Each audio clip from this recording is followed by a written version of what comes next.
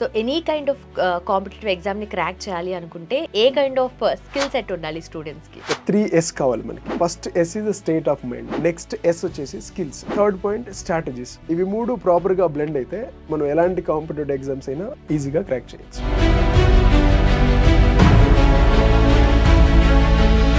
ఎఫెక్టివ్గా చదువుతూ మనం ఎలా గుర్తుపెట్టుకోవాలి అని చెప్పేసి ఇది ఎఫెక్టివ్ గుర్తుపెట్టుకోవాలంటే విల్ గివ్ RRR టెక్నిక్. అందులో R revision, recall and rewrite, ఈ మూడు విషయాలు ఉండాలి. నీట్కి ఏ కైండ్ ఆఫ్ ప్రిపరేషన్ అవసరం అంటే?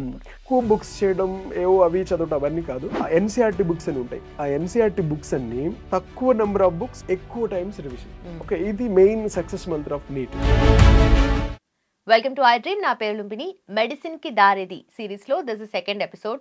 సో లాస్ట్ ఎపిసోడ్కి మంచి రెస్పాన్స్ వచ్చింది. దాంతోపాటు చాలా మంది స్టూడెంట్స్ కూడా వాళ్ళ రియల్ లైఫ్లో ఫేస్ చేసే ప్రాబ్లమ్స్ని కామెంట్స్ రూపంలో తెలియజేశారు. సో ఈ ఎంటైర్ ఎపిసోడ్ కూడా మీ ప్రాబ్లమ్స్కి, మీ రియల్ లైఫ్లో ఫేస్ చేసే ఛాలెంజెస్ అన్నిటికీ కూడా ఒక క్లారిఫికేషన్ ఎపిసోడ్ అనమాట. సో మనతో పాటు జాయిన్ అవబోతున్నారు IIT అండ్ నీట్ గురు జయకృష్ణ గారు. ఆయనతో మాట్లాడదాం. Hello sir, welcome to I dream. Thank you అండి.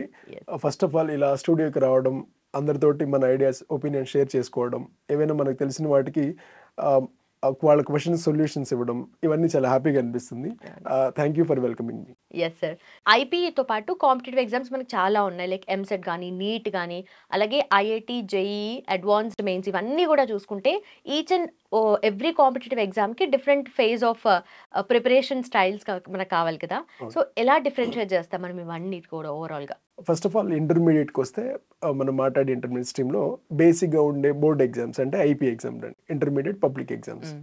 ఈ పబ్లిక్ ఎగ్జామ్ ప్రిపరేషన్ ఎలా ఉంటుందంటే వాళ్ళు కొంత కంటెంట్ తీసుకోవడం, అది నేర్చుకోవడం, దాని మీద మనకు అంతగా కాన్సెప్చువల్గా క్లారిటీ లేకపోయినా, అంత డీప్ నాలెడ్జ్ లేకపోయినా సరే అది కొంచెం గుర్తుపెట్టుకొని డైరెక్ట్గా యాజ్ ఇట్ ఈస్గా రాసేయచ్చు. Will get the full marks, okay, maximum marks. అది IP స్టైల్. అంటే ఉన్న కంటెంట్ని ఎలా అయినా సరే నేర్చేసుకోవడం, దాన్ని ప్రొడ్యూస్ చేయడం.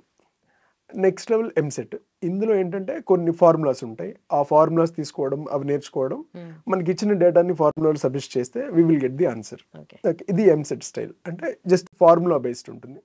నెక్స్ట్ JEE మెయిన్స్ అండ్ నీట్కి వస్తే ఒక కాన్సెప్చువల్గా మనకు క్లారిటీ ఉండాలి. అంటే ఒక పర్టికులర్ పారాగ్రాఫ్ తీసుకుంటే ఆ పారాగ్రాఫ్లో ఉన్నది ఉన్నట్టు నేర్చుకొని మనం ప్రొడ్యూస్ చేయగలిగితే we can't like overcome that competitive exams. We can't అంటే ఆ కాంపిటేటివ్ ఎగ్జామ్స్ అలా క్రాక్ చేయలేం. ఆ కాన్సెప్ట్ ఏంటి, అందులో ఆ కాన్సెప్ట్ నుంచి మనం ఏం నేర్చుకోగలం, అట్లా ఆ కాన్సెప్ట్ మీద క్లారిటీ ఉండాలి. దాన్ని డిఫరెంట్ వేస్లో అర్థం చేసుకొని, ఆ అర్థం చేసుకున్న దాని నుంచి, అంటే మనం అర్థం చేసుకొని అందులో ఉన్న తెలిసిన దాని నుంచి కొత్తగా తెలియని దానికి ఆన్సర్ చేసేటట్టుగా ప్రిపేర్ అవ్వాలి. ఇది కాంపిటేటివ్ ఎగ్జామ్. నీట్ అయినా సరే, JEE అయినా.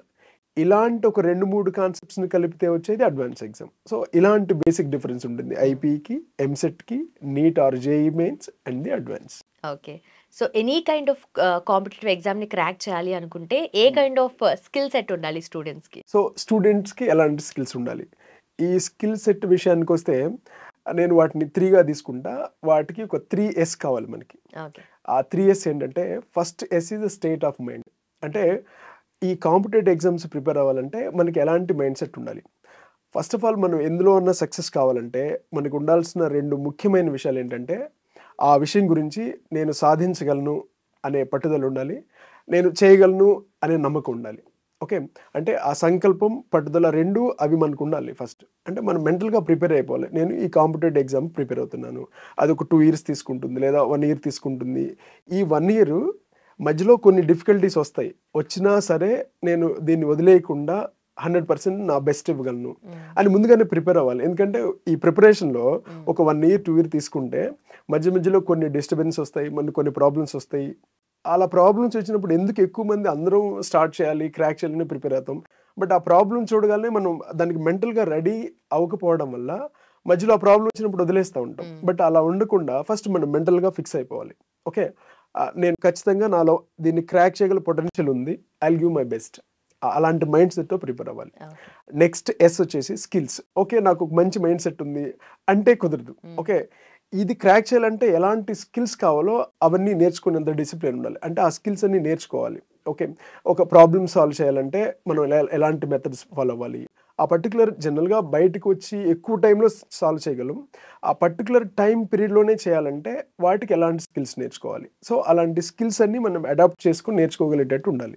Next third point strategies. ఒక పర్టికులర్ ఎగ్జామ్కి ఫర్ ఎగ్జాంపుల్ ఎంసెట్లో అయితే ఎన్ని క్వశ్చన్స్ ఉంటాయి, ఎంత టైం ఉంటుంది, ఎంత పర్టికులర్ టైంలో ఆ క్వశ్చన్ ఫినిష్ చేయాలి. జస్ట్ జేఈ మెయిన్స్ ఎగ్జామ్ ఎన్ని క్వశ్చన్స్, ఫర్ ఎగ్జాంపుల్ మెయిన్స్ తీసుకుంటే ఒక 75 క్వశ్చన్స్ ఉంటాయి. Maths, physics, chemistry 25 3 hours exam ఉంటుంది.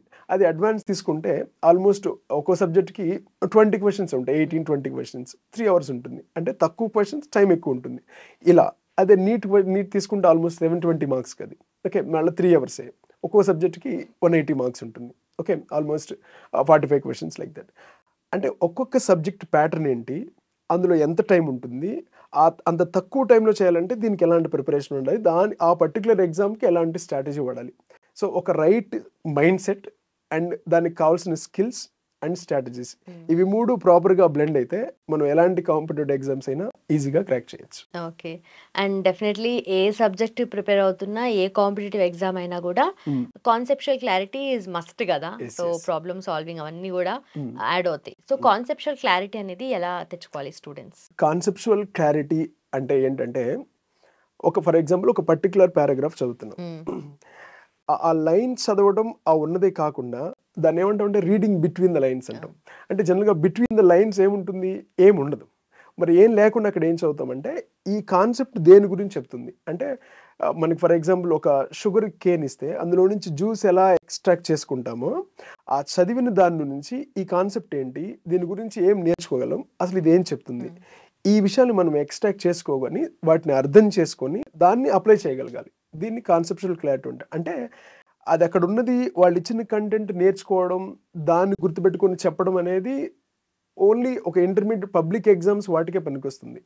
ఇలాంటి కాంపిటేటివ్ ఎగ్జామ్స్ ఉండాలంటే వీటిని ప్రాపర్గా అర్థం చేసుకోవాలి. అర్థం చేసుకోవడం అంటే అట్లా అంటే దాన్ని 360 degreesలో ఇది ఎందుకు, 5 Whys అంటే 5 Ws అంటారు, అది ఏంటి, ఎందుకు, ఎట్లా, అది లేకపోతే ఏంటి, ఉండడం వల్ల బెనిఫిట్ ఏంటి, ఇలాంటి ఎక్కువ క్వశ్చనింగ్. ఇట్స్ నాట్ అబౌట్ అంటే మనం దానికి ఆన్సర్ తెలుసుకోవడం కాకుండా దాన్ని అన్ని డిగ్రీస్లో క్వశ్చన్ చేసేటట్టు చదువుకోగలగడమే కాన్సెప్చువల్ క్లారిటీ. ఎప్పుడైతే ఇలాంటి వై అనే నేచర్ని మనం ఎక్కువ డెవలప్ చేసుకుంటామో మనకి ఎక్కువ క్లారిటీ వస్తుంది. ఇలా చదవడమే కాన్సెప్చువల్ క్లారిటీ. అంటే దానికి సంబంధించిన అన్ని విషయాల మీద మనం కమాండ్ తెచ్చుకోవడం. అప్పుడు ఎలాంటి క్వశ్చన్ వచ్చినా సరే ఆన్సర్ చేయగలం. అండ్ దట్స్ వాట్ ఇలాంటి అంటే ఈ పారాగ్రాఫ్ నుంచి ఏం నేర్చుకోవాలమో ఎగ్జామినర్ ఒక క్వశ్చన్గా ఫ్రేమ్ చేస్తాడు. మన ప్రిపరేషన్, మన అప్రోచ్ కూడా అలా ఉంటే అప్పుడు అలాంటి క్వశ్చన్ మనం ఈజీగా ఫేస్ చేయగలం.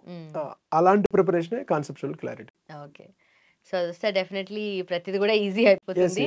But majority of the students problem and comments లో వాళ్ళు అన్నది ఏంటంటే గుర్తుండట్లేదు, ఎంత చదివినా, ఎంత ఎఫెక్టివ్ గా చదివినా గుర్తుండట్లేదు. సో ఎఫెక్టివ్ గా చదువుతూ మనం ఎలా గుర్తుపెట్టుకోవాలి అని చెప్పేసి ఎక్కువ మంది నేను బాగానే చదువుతున్నాను బట్ నాకు ప్రాపర్ గుర్తుండలేదు, త్వరగా మర్చిపోతాను అలా ఉంటారు. దీనికి కూడా ఏంటంటే ఇది ఎఫెక్టివ్ గుర్తుపెట్టుకోవాలంటే will give RRR technique like RRR. అందులో R revision, recall and rewrite, ఈ 3 విషయాలు ఉండాలి. జనరల్గా ఫస్ట్ వన్ రివిజన్కి వస్తే మనం ఒక పారాగ్రాఫ్ ఏదో ఒక కంటెంట్ చదివేస్తాం. విజన్ అంటే చూడడం, అంటే జస్ట్ చూడడం అంటే నార్మల్గా జస్ట్ ఒక వేర్ లుక్లో అలా కాకుండా ఇందులో ఏముంది ఎగ్జాక్ట్గా, డెప్త్కి వెళ్తే కొంది ఎందులో నుంచి ఏం నేర్చుకోగలం, అందులో నుంచి ఏం ఎక్స్ట్రాక్ట్ చేయగలం. అలా విజన్ అయిపోయిన తర్వాత రీవిజన్, దాన్ని మళ్ళీ ఒకసారి చదవడం. అంటే మనం ఎవరైనా సరే ఎంత ఐక్యూ ఉన్నా ఒక 24 hours దాన్ని మళ్ళీ ఒకసారి రివైజ్ చేయకపోతే అంత ఎఫెక్టివ్ గుర్తుపెట్టుకోలేము. సో మనం ఎప్పుడైతే ఒక దాన్ని చదివామో మళ్ళా దాన్ని రివిజన్ చేసుకోవాలి. That is a revision. Next recall అంటే ఏంటంటే మననం చేసుకోవడం. మనం చదివిన దాన్ని మనం ఏదో ఫ్రీగా ఉన్నాం ఏ టైంలో జస్ట్ ఇది ఒకసారి మళ్ళీ దాన్ని రీకాల్ చేసుకుండాలి. ఓకే, ఈ కాన్సెప్ట్ దీని గురించి, ఓకే ఎక్కడన్నా క్లారిటీగా ఉంది, ఏదైనా పాయింట్ మిస్ అయిపోయానా దాన్ని ఒకసారి మళ్ళీ చేసుకోవడం, దీన్ని రీకాల్ అంటాం. అండ్ థర్డ్ వచ్చేసి రీరైట్. ఇలా అయిపోయిన తర్వాత అందులో ఉన్న కీ పాయింట్స్, ఓకే ఆ ముఖ్యమైన పాయింట్స్ ఏముంటాయో వాటిని ఒకసారి రాయగలగాలి. రాస్తే మనకు క్లియర్గా అర్థమవుతుంది మనం చదివింది ఎంతవరకు, మనం అంటే ఎన్ని గంటలు చదువుతున్నాం. అండ్ అలాంటి క్వశ్చన్ కూడా వచ్చింది, అంటే ఈ ప్రిపరేషన్ ఎన్ని గంటలు చదవాలి, ఎన్ని గంటలు చదవాలని ముఖ్యం కాదు, కానీ మనం చదువుతున్న టైంలో ఎంత ప్రొడక్టివ్గా చేస్తున్నాం, ఎంత నేర్చుకోగలుగుతున్నాం, ఎంత లోపల తీసుకోగలుగుతున్నాం. అంటే ఇలా అయిపోయిన తర్వాత దాన్ని రీరైట్, ఆ చదివిన ఒక 1 పేజ్ ఆర్ 2 పేజెస్లో అందులో ఉన్న కీ పాయింట్స్ ఒకసారి మళ్ళీ రాసి మనం చెక్ చేసుకోవాలి 100% నేను రీప్రొడ్యూస్ చేయగలుగుతున్నదా. ఇలా కంటిన్యూస్గా చేస్తుంటే మనకు ఐడియా ఉంటుంది, అంటే మనం ఎంత ప్రొడక్టివ్గా కూర్చుంటున్నాం, ఎంత ప్రొడక్టివ్గా చదువుతున్నామని. సో మన మీద మనకు ఆ క్లారిటీ ఉంటే, ఎక్కడన్నా గ్యాప్స్ ఉంటే అవి ఇంప్రూవ్ చేసుకోగలిగితే హ్యాపీగా గుర్తుంటుంది. అండ్ మనం చదివే ముందే మైండ్లో ఫిక్స్ అయిపోవాలి. ఫర్ ఎగ్జాంపుల్, ఇప్పుడు ఏదో ఈ మైక్ అనుకుందాం, ఈ మైక్ జస్ట్ ఇలా పెట్టేసి ఇప్పుడు వెళ్ళిపోయాం, మళ్ళీ వచ్చినప్పుడు మనకు గుర్తుంది. అలా కాకుండా నేను వెళ్ళే ముందే ఇచ్చేసి వెళ్ళిపోయాను, నేను మళ్ళీ నెక్స్ట్కి వచ్చేటప్పుడు ఈ మైక్ మిమ్మల్ని అడుగుతాను మీ దగ్గర ఉంచుండని. అప్పుడు మీరు నెక్స్ట్ వచ్చినప్పుడు నాకు ఈజీగా ఇచ్చేస్తారు, ఎందుకంటే నేను చెప్పాను ఆల్రెడీ నేను మళ్ళీ వస్తాను, ఓకే సార్ మళ్ళీ వస్తాను ఇస్తానన్నారు కాబట్టి మీకు గుర్తుంటుంది. అలాగే మనం చదివే ముందే నేను ఒక 1 hour తర్వాత మళ్ళీ ఈ క్వశ్చన్ అని రివైజ్ చేస్తానని మన బ్రెయిన్కి మనమే చెప్పుకోవాలి. అప్పుడు ఏంటంటే మన బ్రెయిన్ అలర్ట్గా ఉంటుంది. సో మనం రాసేటప్పుడు హ్యాపీగా అది గుర్తొస్తుంది. సో ఏదో బేర్గా చదివేస్తున్నాం అలా లైట్గా వెళ్ళకుండా ఆ సీరియస్నెస్ మన బ్రెయిన్కి సజెషన్ ఇవ్వాలి. నేను 45 minutes తర్వాత, అండ్ బెస్ట్ ఈజ్ ఆ కంటిన్యూస్గా 2-3 hours చదవకుండా ఒక 1 hour తీసుకుంటే అందులో 45 minutes చదవటం, నెక్స్ట్ 15 minutes అసలు నేను చదివిన దాన్ని ఎంత % రీటైన్ చేయగలుగుతున్నాను అని దాన్ని చెక్ చేసుకోవడానికి ఇలా రాస్తూ ఉండాలి. ఇలా రాస్తుంటే మనకి ఎక్కడో గ్యాప్ అనిపించింది, నేను ఎక్కువ రీప్రొడ్యూస్ చేయలేకపోతున్నా అని ఇమీడియట్గా మనకు తెలిసిపోతుంది. అప్పుడు నెక్స్ట్ టైం మన బ్రెయిన్కి సజెషన్ ఇవ్వాలి. సో తక్కువ రీప్రొడ్యూస్ చేస్తున్నాను, నెక్స్ట్ టైం 45 minutes తర్వాత నేను మళ్ళీ అడుగుతాను, సో జాగ్రత్తగా చదవాలి అని మనకే చెప్పుకొని అలా సీరియస్గా చదవడం మొదలు పెడితే ఇనిషియల్గా కొంచెం తక్కువ ఉన్నా సరే విత్ ఇన్ లెస్ టైంలోనే మనం ఎక్కువ గుర్తుపెట్టి అది చాలా ఇంప్రూవ్ చేసుకోవచ్చు ఇలా ఫాలో అయితే. So RRR technique, RRR, rewrite, recall and revision. And also talking about NEET, so NEET కి ఏ కైండ్ ఆఫ్ ప్రిపరేషన్ అవసరం అంటే ఇప్పుడు నీట్ కౌన్సిలింగ్ జరుగుతుంది అంటే ఎలాంటి ప్రిపరేషన్ ఉంటే బెస్ట్ ర్యాంక్ తెచ్చుకోవచ్చు అట్లా. పర్టికులర్గా నీట్ విషయానికి వస్తే, నీట్ టఫ్ అనడానికి రీజన్ ఏంటంటే బికాస్ ఆఫ్ అంటే ఇది టఫ్ ప్యాటర్న్ అవడం వల్ల కాదు, క్వశ్చన్లో ఎక్కువ డెప్త్ ఉండడం వల్ల కూడా కాదు. మనకున్న సీట్స్ ఏమో తక్కువ అండ్ కాంపిటీషన్ ఎక్కువ. ఆల్మోస్ట్ ఒక 25 lakh people రాస్తారు, ఉన్న సీట్స్ వచ్చేసి 1,10,000. అందుకోసమని టఫ్ అయింది. సో దీనికి మనకున్న సబ్జెక్ట్లో physics and chemistry, biology. Physics విషయానికి వస్తే ఆ మ్యాథమెటికల్ అప్రోచ్ మీద కొంత క్లారిటీ ఉండాలి. ట్రిగ్నోమెట్రీ కానీ ఆ ఫార్ములాస్ ఎలా చేయడం, వాటి మీద వీలైనంత జనరలైజ్డ్గా సబ్జెక్ట్ నేర్చుకొని ఈ మ్యాథమెటిక్స్ మీద ఒక బేసిక్ ఐడియా ఉంటే ఫిజిక్స్ని కొంచెం బెటర్గా చేయొచ్చు. నెక్స్ట్ ఎన్సీఆర్టీ బుక్స్ అని ఉంటాయి. ఆ ఎన్సీఆర్టీ బుక్స్ అన్ని బయాలజీ అయితే కంపల్సరీగా లైన్ టు లైన్ చదవాలి, ప్రతి లైన్ చదవడం, అందులోంచి న్యూ పాయింట్ ఉంటే దాన్ని మళ్ళీ మనం సపరేట్గా రాసుకోవడం, ఒక షార్ట్ నోట్స్ మెయింటైన్ చేసుకోవడం, ఇట్లా line to line reading for the biology. ఫిజిక్స్లో ఆ మ్యాథమెటిక్ అప్రోచ్, కెమిస్ట్రీలో కొన్ని మ్యాథమెటిక్స్ ఉంటాయి, physical chemistry and organic chemistry, inorganic chemistry కొంత థియరిటికల్గా ఉంటుంది. అన్నిటినీ రీజనబుల్గా నేర్చుకోవడం, ప్రతి కాన్సెప్ట్కి దీని వెనకాల రీజన్ ఏంటి, ఇలాంటి అప్రోచ్. అండ్ ఎన్సీఆర్టీ అయిపోయిన తర్వాత ఎన్సీఆర్టీ ఎగ్జాంపులర్స్ ఉంటాయి, అంటే ప్రతి టాపిక్ని మినిమం ఒక 8 to 10 times మనం రివైజ్ చేయగలిగి ఉండాలి. అంటే పర్టికులర్గా నీట్ విషయానికి వస్తే ఎక్కువ బుక్స్ చేయడం, ఏవో అవి చదవడం అవన్నీ కాదు, తక్కువ నెంబర్ ఆఫ్ బుక్స్, ఎక్కువ టైమ్స్ రివిజన్. ఓకే, ఇది main success mantra of neat. అంటే మనం చదివిన దాన్ని ఎక్కువసార్లు రివైజ్ చేస్తూ ఉంటే ఆ కంటెంట్ ఈజీగా గుర్తుపెట్టుకుంటుంది. అందులో ఉన్న డిఫరెంట్ క్వశ్చన్స్ మనం మార్క్ టెస్ట్ అవన్నీ ప్రాక్టీస్ చేస్తూ ఉంటే మనం చదివిన దాంట్లో ఎక్కడైనా గ్యాప్ ఉందా అవి చెక్ చేసుకోవడం, ఆ గ్యాప్ని ఫిల్ చేసుకోవడం, మళ్ళీ టీచర్స్తో కన్సర్న్ అయ్యి అలా మాట్లాడి. సో ఇలాంటి ప్రిపరేషన్ ఉంటే నీట్ని మనం ఈజీగా క్రాక్ చేయొచ్చు. అండ్ నెక్స్ట్ కమింగ్ వీక్లో ఓన్లీ ప్రిపరేషన్ గురించి పర్టికులర్ ఒక వీడియో చేద్దాం. సో స్టూడెంట్స్ రియల్గా ఫేస్ చేసే ప్రాబ్లమ్స్కి క్లియర్ కట్ సొల్యూషన్స్ అయితే మీరు అందించారు. బట్ స్టూడెంట్స్ మిమ్మల్ని అప్రోచ్ అవ్వాలంటే ఏంటి పద్ధతి ఏంటి? నేను అకాడమీలో అకాడమిక్ డైరెక్టర్గా చేస్తున్నానండి. సో మాదాపూర్లో ఉంటాను. వాళ్ళు కింద స్క్రోల్ అయ్యే నెంబర్కి కాల్ చేయొచ్చు, కాల్ చేసుకు వాళ్ళు అపాయింట్మెంట్ తీసుకుంటే ఎవ్రీ సండే నేను అక్కడ మాదాపూర్లో అవైలబుల్ ఉంటాను. అక్కడ మీట్ అవ్వచ్చు. వాళ్ళు personal counselling or career guidance, ఏదైనా ఎఫెక్టివ్ ప్రిపరేషన్ ఎలా ఉండాలి, ఈజీగా ఎలాంటి టిప్స్ ఫాలో అవ్వాలి, ఇవన్నీ పర్సనల్ గైడెన్స్ తీసుకోవచ్చు వాళ్ళు. Done sir, thank you so much. Thank you. So చూసారు కదా, కాంపిటేటివ్ ఎగ్జామ్స్కి మీరు ప్రిపేర్ అవుతున్నట్లయితే డెఫినెట్లీ మీ మైండ్లో చాలా మల్టిపుల్ డౌట్స్ ఉంటాయి. అండ్ ప్రిపరేషన్ స్ట్రాటజీ ఎలా ఉండాలి, ఎలా మనం ప్రిపరేషన్ ముందుకు తీసుకెళ్ళాలి అని చెప్పేసి, ఎందుకంటే ఏదో ఒక పాయింట్ ఆఫ్ టైంలో స్ట్రక్ అయిన ఫీలింగ్ వస్తుంది కదా. సో డెఫినెట్లీ కింద మెన్షన్ చేసిన నెంబర్కి కాల్ చేయండి, మీకు సొల్యూషన్ అయితే దొరుకుతుంది. Thank you so much for watching. Keep watching I dream.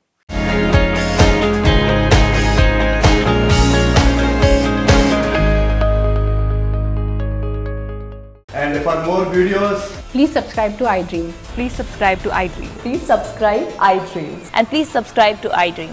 For more videos, subscribe to iDream. Please like, share and subscribe to the channel. Congratulations, iDream. Subscribe to iDream. Subscribe to iDream. So subscribe to iDream Media. iDream ki iDream team andarki huge congratulations. Please subscribe iDream Media. Please subscribe to iDream. Subscribe iDream. Please subscribe to iDream. iDream అంటే నా కళల ఛానల్ను subscribe చేసుకున్న నోరు తిరుగుతలేదు మీరైతే గంట గుర్తు కొట్టండి. For more such videos, please subscribe to iDream. Subscribe to iDream. Please subscribe to iDream. Please subscribe iDream Media. Please do subscribe to iDream. Please subscribe to iDream Media. For best entertainment and information, please subscribe iDream. And don't forget to subscribe to iDream.